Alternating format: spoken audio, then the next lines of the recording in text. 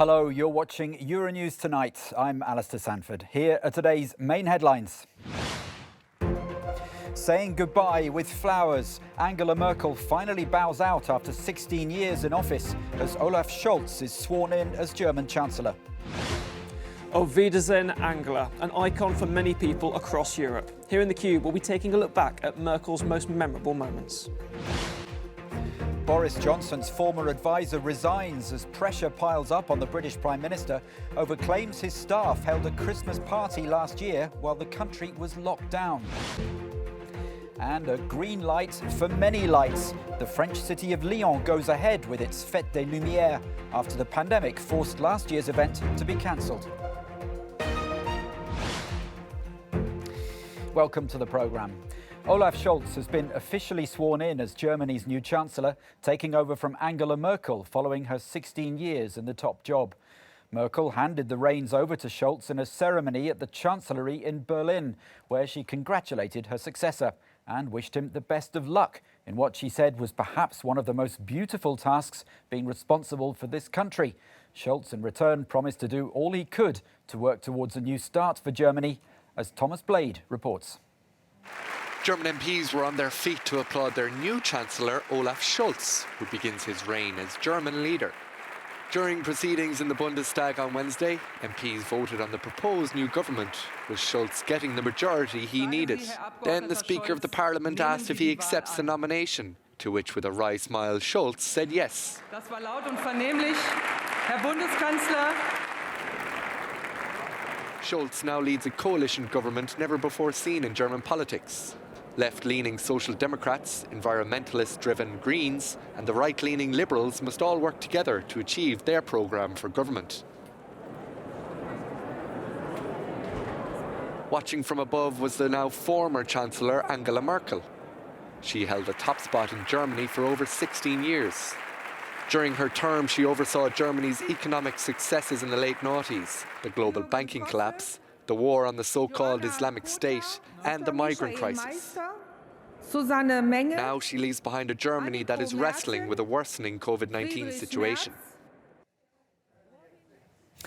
Well, let's head live to Berlin now, where we can join our reporter Kate Brady. Kate, the first challenge for Olaf Scholz and his new government is going to be to tackle this fourth COVID wave with cases soaring and also the country considering mandatory vaccinations. What is the government's plan? Exactly. This is the fourth wave, certainly is hitting Germany harder than any other wave during the pandemic so far. And it certainly is going to be overshadowing the first month, if not the first year or so of this new government's time in office. Now, of course, as you mentioned, the talk now is whether or not there is going to be a vaccine mandate. And that proposal was put to Parliament this week. And the new government is hoping to see that passed actually by the end of the week. And what we'd see, if that was indeed passed by Parliament and then the upper house as well, would be actually a partial vaccine mandate, at least initially. That could come into force as early as mid-March. That would initially be for healthcare workers. And then the likely expectation is that would be then extended to the entire population as in an attempt to try and get the vaccination rates up. They have stagnated for several weeks now. They've ticked up ever so slightly in the last couple of weeks to about 69% of the population now being fully vaccinated. But of course, in the meantime, as you mentioned, the number of cases still going up, still around 60 to 70,000 per day later in the week. And Germany also saw the highest number of daily deaths caused by COVID-19 since February yesterday. So of course, those are very concerning numbers and certainly something that the government is going to be dealing with tighter measures even still haven't been ruled out. And around the country today as well, the latest measures that really do start to restrict public life, especially for the unvaccinated, are coming into force in Germany's various 16 states. Now, abroad, Scholz's first trip is going to be to Paris and Brussels. It comes at a time with heightened tension with Russia over Ukraine. What can we expect from the new government on the foreign policy front? I think Scholz made it very clear just after the coalition deal was signed yesterday. He was probed on a few foreign policy questions, and he said Germany's foreign policy is one of continuity. So we're not expecting to see any massive changes. It's very clear, even from the visit that you just mentioned. Scholz will be heading to Paris on Friday, somewhat of a tradition now when the chancellor is re-elected or newly elected. The first foreign trip always tends to be to Paris, and then he'll follow that with a visit to Brussels in the afternoon, where he'll meet with both the EU Commission President Ursula von der Leyen and also the chief of NATO Jens Stoltenberg, to underline really Germany's commitment both to the EU, strengthening the EU on the global stage. That's one of the new coalition government's real key aims, and also Germany's responsibility that it feels towards NATO as well. So of course, after below the commitment to the EU, the coalition deal makes it very clear that transatlantic ties are very high up the agenda when it comes to German foreign policy. But interestingly, we are expecting to see some harsher stances, particularly when it comes towards Russia that you just mentioned, but also China as well. In the past, critics have often said that Germany has put its industrial and economic interests above those of human rights. But incoming on now, Foreign Minister Annalena Baerbock has certainly not minced her words previously when it comes to the possibility of Germany certainly taking a harder stance towards China in the future. The topic came up yesterday, of course, after US President Joe Biden announced that the US would be staging a diplomatic boycott of the Winter Olympics in Beijing. It's not yet clear whether or not Germany would follow suit, with Olaf Scholz, the new German chancellor, certainly avoiding that question yesterday. So definitely plenty for the new government to be getting on with, both here in Germany and further afield. Kate Brady in Berlin, thanks very much. German drugs maker BioNTech says the vaccine they developed with Pfizer neutralizes the Omicron variant after 3 doses. Preliminary studies indicate the boosters increased people's levels of virus-fighting antibodies by 25-fold. Scientists now hope the jump in the antibodies counts from a 3rd dose will be enough to counter the new strain. Pfizer-BioNTech say they're already working on an Omicron-specific vaccine. The first person in the world to be officially vaccinated against COVID-19 has urged people to get immunised. Margaret Keenan reunited with the nurse who gave her the first jab exactly 1 year ago in Coventry in England. Since then, over 46 million people in the UK have received 2 doses. Around the world, 3.3 billion people have been fully vaccinated. Boris Johnson faced a tough grilling at Prime Minister's questions today over an alleged Christmas party in Downing Street last year during a period of national lockdown. The Prime Minister was forced to apologise after a video was leaked to British media that showed members of his staff laughing about the event and practising how to answer questions about it. Johnson said he was sickened by the video and would be taking action if anything was proven to have happened. I have been repeatedly assured since these allegations emerged that there was no party and that no COVID rules were broken, and that is what I have been repeatedly assured. But I have asked the Cabinet Secretary to establish all the facts and to report back as soon as possible.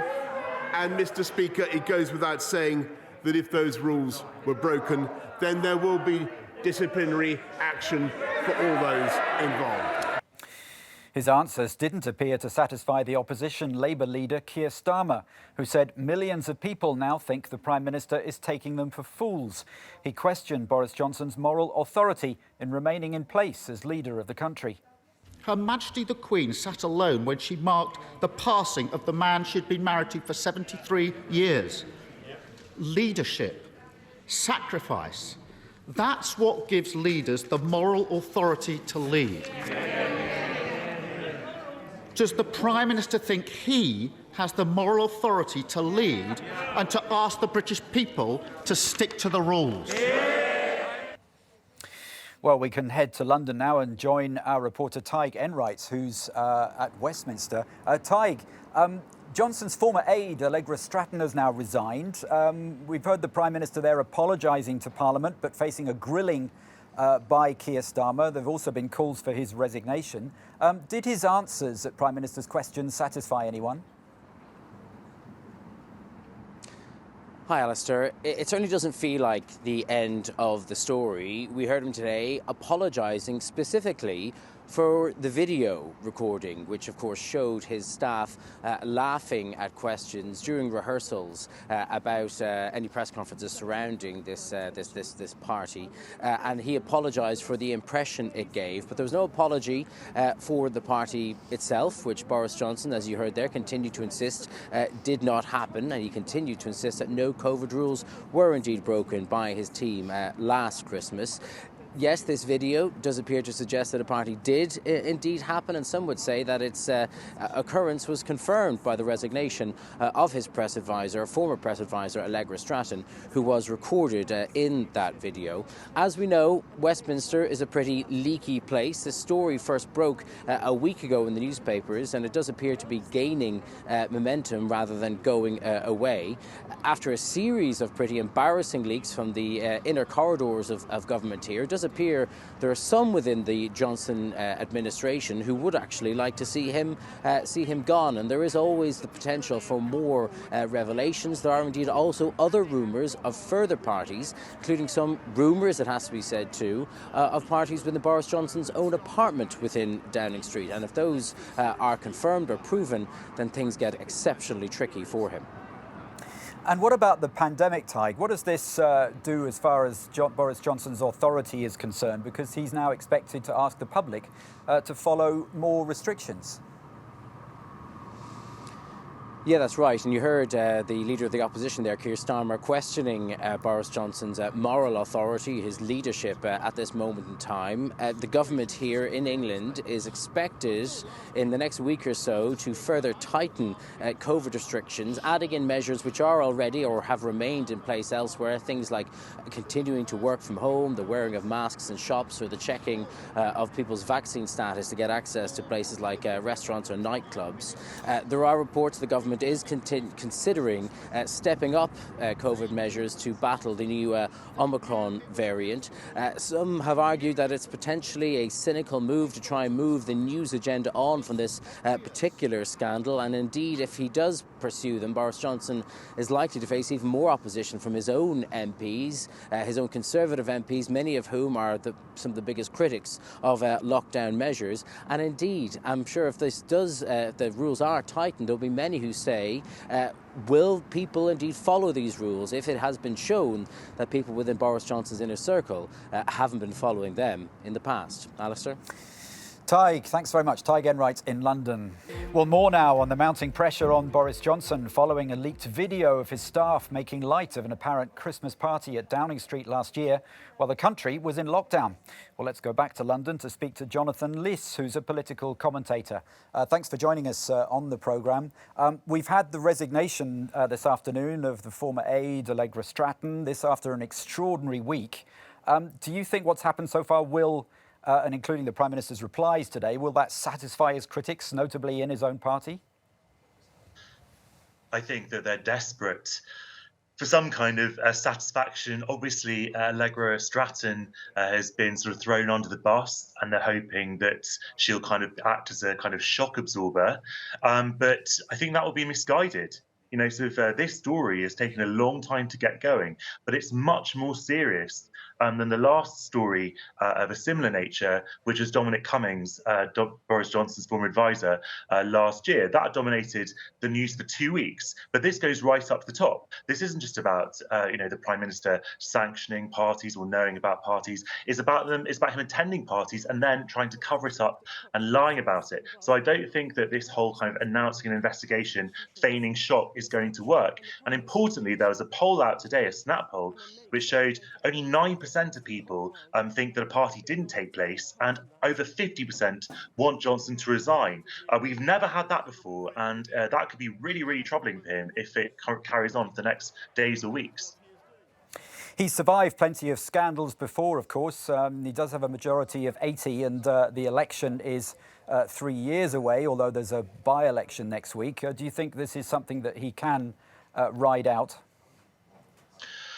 Well, the one thing that we know about Boris Johnson is you can never underestimate him. As you say, he's ridden out plenty of scandals before, and he's certainly lasted a number of things which would have felled other prime ministers through virtue of his total shamelessness. He simply doesn't get affected by things that will kind of touch other people. But this does feel different because this is something that every single person in Britain is invested in. It's something that everyone has experience of because we were all here last Christmas. We were all forced to curtail our plans. We couldn't see our friends and family. We couldn't have gatherings. And there's a visceral kind of anger, I think, when it seems so blatantly that it's one rule for us, one for them. That's the line that the Labour Party is pushing with, and it seems to be cutting through. This is a story that now everyone is talking about, and I think it's going to last for the next days and weeks. And it's really a case of how much Boris Johnson can throw other people under the bus, how much he can pass the blame to others. If it becomes clear and irrefutable that he himself has attended parties, which a lot of people have testified that he has, then I think that becomes untenable. But really, this is a question for Tory MPs, whether they want to have a vote of no confidence in Boris Johnson, because unless he resigns of his own volition, that's the only way to remove him from office. And just briefly, what about the pandemic? I mean, these events, of course, were last year, but the pandemic is very much still raging. Given all what's coming to light, how are the public going to respond to potentially more restrictions? Well, this is the fundamental point, isn't it? It's not just a matter of historical interest, this story. It's very current for the reason you identify.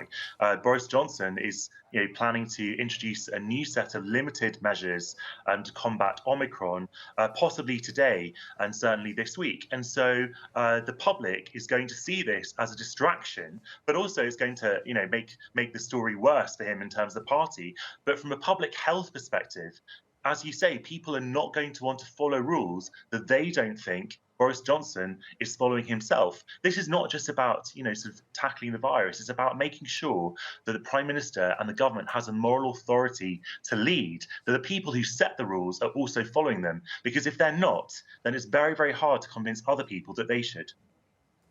Jonathan List, political commentator, thanks very much for joining us there from London. Well, here in the French city of Lyon, the Fête des Lumières Light Festival is kicking off. It's hoped this year's events will be a sparkling success, and neither the weather nor the strict coronavirus measures will dampen people's spirits. Angela Barnes has more.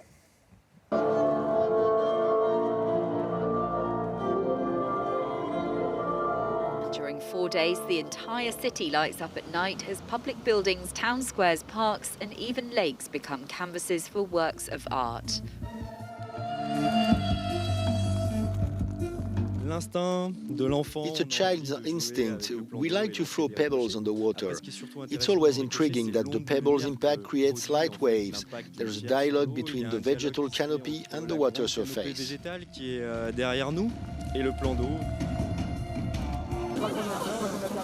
This year, the organisers want the festival to be more inclusive for all generations. All in all, 27 places in Lyon form part of the backdrop for 31 sound and light performances. This year we put the focus on young creators. 60% of the artists who present their artwork at the Fête des Lumières are new participants.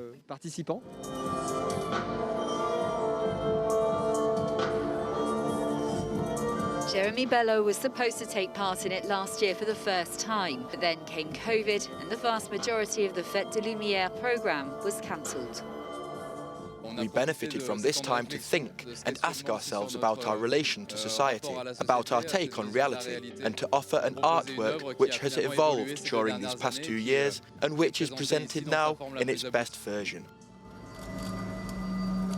This year, the Fête des Lumières takes place despite the ongoing pandemic. However, visitors must wear face masks and need a sanitary pass to visit indoor installations. Now, as we've been hearing, Olaf Scholz has replaced Angela Merkel as Germany's new chancellor. It brings an end to more than 16 years in office for the CDU politician and the first ever female German leader. Matthew in the Cube has been taking a look back at Merkel's most memorable moments. It was November 22nd, 2005, the day when Angela Merkel assured herself of a place in the history books when she was appointed Germany's first ever female chancellor. More than 16 years later, Merkel falls just a week short of a record term in office. Within Germany, Angela Merkel is recognised for improving the country's status and influence, nearly halving unemployment, but at the same time being criticised for acting too slow on climate change. But internationally, Merkel was also recognised for the crises which she helped to manage Europe through, from the 2008 economic crisis to the influx of migrants into the continent in 2015, and of course more recently, the COVID-19 pandemic. Merkel worked to ensure a fractious European Union remained together amid assured enduring popularity abroad as a role model for women. She served alongside 4 French presidents, 5 UK prime ministers and 8 Italian premiers. Along their way, there were many memorable and viral moments that have captured the world's attention. For example, from her celebrating Germany's victory at the 2014 FIFA World Cup in Brazil to her signature rhombus hand gesture. Internationally, Merkel also was the instigator of EU sanctions on Russia following the annexation of Crimea and its support for separatists in eastern Ukraine. Who could forget this memorable exchange in 2007 between Merkel, who admits she is afraid of dogs, and the Russian President Vladimir Putin? Putin denying he had tried to intimidate Merkel. The German Chancellor also enjoyed a tense relationship with the former US President Donald Trump, such as in 2017, when, at their first meeting at the White House, reporters had to remind them to shake hands. And more recently, during those tense Brexit negotiations, there was this exchange of a laugh with former UK Prime Minister Theresa May, when they wore a similar coloured jacket to an EU summit in Brussels. So, Alistair, it now brings an end to more than 16 years for Angela Merkel. The 67-year-old says she doesn't want to take on a new political role. She's been very quiet about her future plans, saying that although she wants to read and sleep, she's also interested to see where she will turn up next. Matthew, thank you very much. Matthew Holroyd in the Cube. We leave you with a no comment from Bangkok in Thailand, where Santa is going below and beyond to ensure everyone receives their presents this Christmas. Thanks for watching Euronews Tonight.